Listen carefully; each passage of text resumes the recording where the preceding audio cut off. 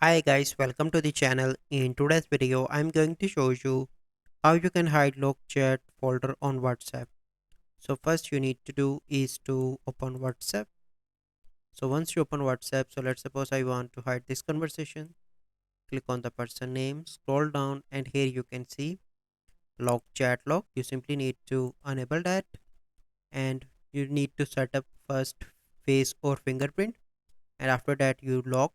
So once you lock, you can see the folder here on the top.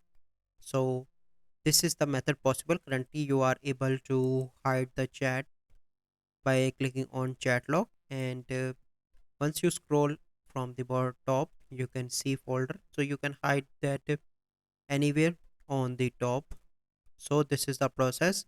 I hope you find this video helpful. If you find this video helpful, must like this video, subscribe to our YouTube channel for future videos. We'll see you in the next video. Thank you, have a good day.